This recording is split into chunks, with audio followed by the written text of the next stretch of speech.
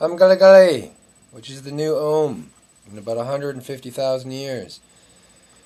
Welcome to first installment of Turi Opinion, brought to you by nobody, but I am going to have my thoughts sponsored at some point. Probably not. The first installment is Anusara / hot yoga. And the reason I'm doing this is not for the teachers, of course. I don't think the teachers would care about that, actually. It's for my students. And I apologize for looking extremely hungover and haggard and a wee bit tired. But I'm teaching 7 days a week, and I'm teaching many of you. And I need a vacation. And that's coming, so. Anusara. I think it's attitude, alignment, and action. That's pretty much the ground rules for Anusara. It takes about anywhere from 3 to 5 years to become a qualified, certified, I think it's called Anusara certified teacher. And it's a lot of anatomy, and there's the principles, and I've taken many Anusara classes to see what it is that I don't understand. And I think it comes down to pretty basic simplicity. Anytime you have to put something in front of the word yoga, or for that matter any of the things that really matter, real love, it's kind of like an oxymoron. Anusara yoga. Yoga was around for 5,000-10,000 years before Anusara. The union, the oneness between the polarities is all you're looking for. Where you find that is never going to be externally referenced. It's internally. And the one thing that leads you in is your breath.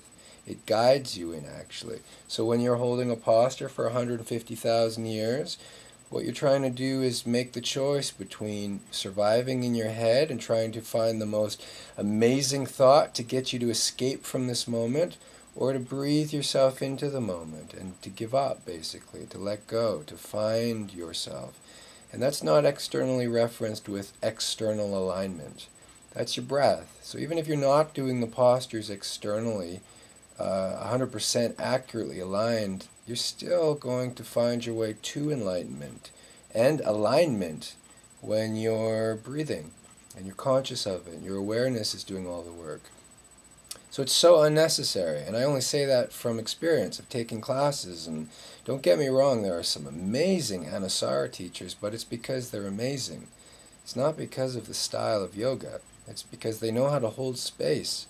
Now, a teacher that doesn't have any formal education but can hold the space, the Brando of yoga, whoever that may be, can do and stimulate change probably far more than somebody who knows everything there is to know about anatomy and is a dry,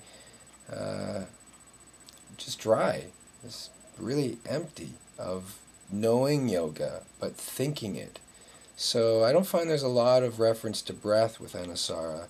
You can have all the right attitude, and the heart can be the thing that's referencing what to bring into this moment, but that's in your head. It's just still in your head. You're in your head. It's not an intellectual experience. So go do the work yourself for sure, and take as many classes as you need to. Just don't ask the teachers what Anusara is. If you can't see it and smell it and feel it and find it, it's just some weird idea. And you know, for the most part, what I find is Anusara is an opportunity for this community to give itself a super title, an isolation of, I'm a better teacher because I'm Anusara, and it takes me 3.5 years to get certified. That's how amazing my teaching is. It's just not the case. I wish it was, and there are some probably ex-friends now that are Anusara teachers that are phenomenal, but it's probably they that make Anusara work, because some of the teachers I've taken it with are charging $50 a class and for a single person, and I'd rather have sex with a camel. Actually, I'm open to that.